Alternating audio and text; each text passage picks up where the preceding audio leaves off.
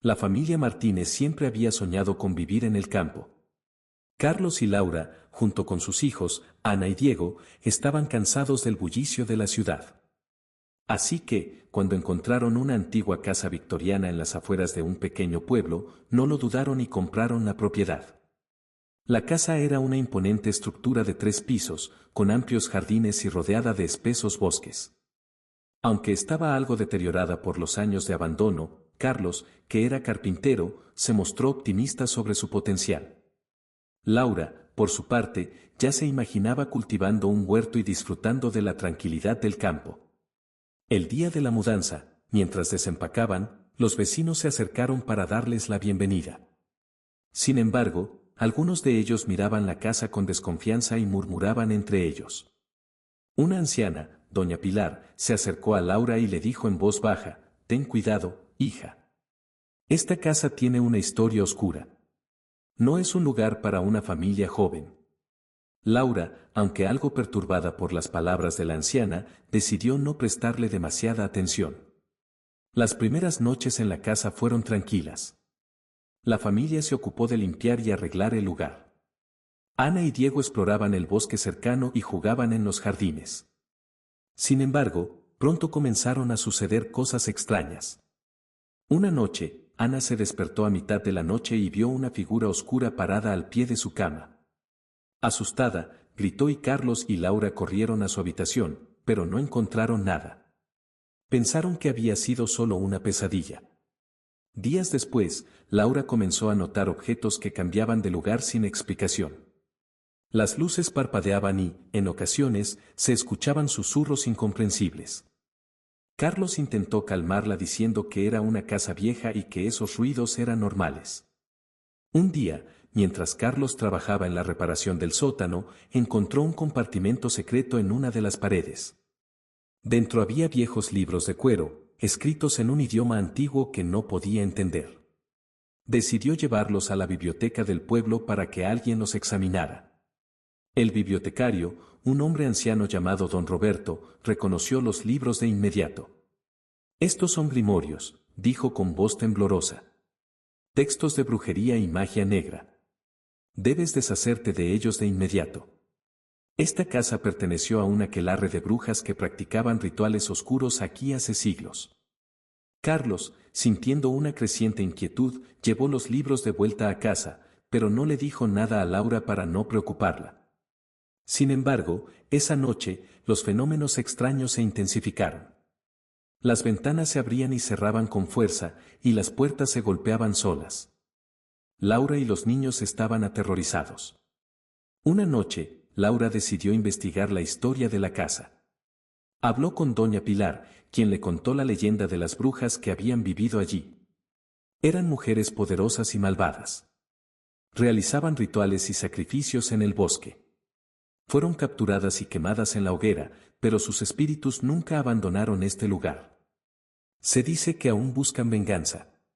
Laura, horrorizada, regresó a casa y exigió a Carlos que se deshicieran de los libros. Carlos, sintiendo la misma desesperación, decidió quemarlos esa misma noche. Pero mientras los libros ardían en la chimenea, los fenómenos paranormales alcanzaron un nivel aterrador. Las luces se apagaron, y una fuerza invisible pareció tomar control de la casa. Desesperados, la familia buscó la ayuda de un sacerdote del pueblo. El padre José accedió a realizar un ritual de purificación en la casa. El día del ritual, el sacerdote llegó con agua bendita, crucifijos y velas. Comenzó a rezar y a rociar la casa con agua bendita. Mientras realizaba el ritual, los espíritus de las brujas se manifestaron con furia. Las paredes temblaban y se escuchaban gritos desgarradores. Sin embargo, el padre José continuó con su oración, invocando la protección divina. Finalmente, tras lo que pareció una eternidad, la casa quedó en silencio. Los espíritus parecieron desvanecerse, y la atmósfera opresiva que había dominado la casa desapareció. Con el tiempo, la familia Martínez comenzó a recuperar la tranquilidad. Los fenómenos paranormales cesaron, y la casa volvió a ser un hogar acogedor. Aunque nunca olvidaron los eventos aterradores que vivieron, encontraron consuelo en la idea de que los espíritus finalmente habían encontrado paz. Laura comenzó a escribir un libro sobre su experiencia, con la esperanza de advertir a otros sobre los peligros ocultos en lugares aparentemente inofensivos. Carlos continuó con las renovaciones, y Ana y Diego pudieron volver a disfrutar de su vida en el campo sin miedo. La familia decidió quedarse en la casa, pues sentían que finalmente habían reclamado el lugar como suyo. Los vecinos, antes recelosos, comenzaron a aceptar a los Martínez y a compartir historias sobre el pasado del pueblo. Con el tiempo, la casa de los Martínez se convirtió en un símbolo de resistencia y esperanza en la comunidad. Aunque las sombras del pasado nunca desaparecieron por completo, aprendieron a vivir con ellas y a apreciar la tranquilidad que habían buscado. Pasaron varios meses sin incidentes, y los Martínez comenzaron a sentir que finalmente habían superado la oscuridad de la casa. Sin embargo, una tarde, mientras Ana y Diego jugaban en el jardín, encontraron una vieja muñeca enterrada cerca del bosque. La muñeca estaba en mal estado, con la ropa rota y manchas oscuras en su rostro. Intrigada, Ana la llevó adentro. Esa noche, Ana empezó a escuchar una voz susurrante que la llamaba por su nombre. Era una voz infantil, pero había algo perturbador en ella. Diego también comenzó a tener pesadillas recurrentes en las que una figura oscura trataba de llevárselo. Laura y Carlos estaban cada vez más preocupados. Decidieron llevar a los niños al médico, pero los exámenes no mostraron nada anormal. La situación empeoró cuando una noche, Ana desapareció de su cama. Desesperados, Laura y Carlos buscaron por toda la casa hasta que la encontraron en el sótano, parada frente a una pared, murmurando en un idioma desconocido. Carlos y Laura decidieron investigar más a fondo la historia de la casa y sus antiguos habitantes. Descubrieron que las brujas que vivieron allí no solo realizaban rituales oscuros, sino que también sacrificaban niños en sus prácticas. Se decía que las almas de estos niños estaban atrapadas en la casa, controladas por las brujas. Laura recordó a doña Pilar y decidió hablar nuevamente con ella. La anciana les reveló que había una manera de liberar las almas atrapadas y purificar la casa de una vez por todas, pero sería extremadamente peligroso. Requería realizar un antiguo ritual en el lugar exacto donde se realizaban los sacrificios. Decididos a liberar a sus hijos y acabar con la maldición, Carlos y Laura siguieron las instrucciones de doña Pilar. Se adentraron en el bosque una noche de luna llena, llevando consigo los elementos necesarios para el ritual, velas negras, sal y una daga ceremonial. Llegaron a un claro en el bosque donde encontraron un viejo altar de piedra cubierto de musgo. Mientras Laura trazaba un círculo de sal alrededor del altar, Carlos encendía las velas y colocaba la daga en el centro.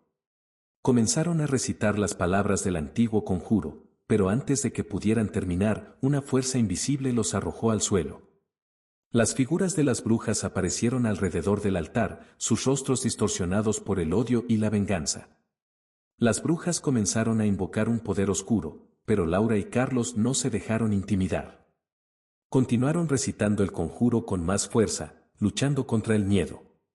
Las brujas gritaron y se retorcieron, pero poco a poco, comenzaron a desvanecerse. Finalmente, con un último esfuerzo, Carlos tomó la daga y la clavó en el altar, liberando una onda de energía que hizo que las brujas desaparecieran en un estallido de luz. Las almas de los niños sacrificados ascendieron al cielo, libres al fin. Con las brujas finalmente derrotadas y las almas liberadas, la casa y el bosque recuperaron su tranquilidad. Los fenómenos paranormales cesaron, y la familia Martínez pudo vivir en paz. Aunque nunca olvidaron los horrores que enfrentaron, encontraron consuelo en el hecho de que habían salvado a sus hijos y liberado a las almas inocentes. La casa se convirtió en un símbolo de esperanza y resistencia, y la historia de los Martínez se contó de generación en generación como un recordatorio de que el bien siempre puede prevalecer sobre el mal. Años después, una familia joven compró una casa abandonada en las afueras del pueblo. Doña Pilar, ya muy anciana, les advirtió sobre los peligros que podían acechar en los rincones oscuros del campo. Pero esta vez, la historia de los Martínez les dio esperanza y fuerza para enfrentar cualquier desafío. La antigua casa victoriana, ahora renovada y llena de vida, se mantuvo como un testigo silencioso de una batalla entre el bien y el mal, y como un recordatorio de que, incluso en los lugares más oscuros, la luz puede prevalecer.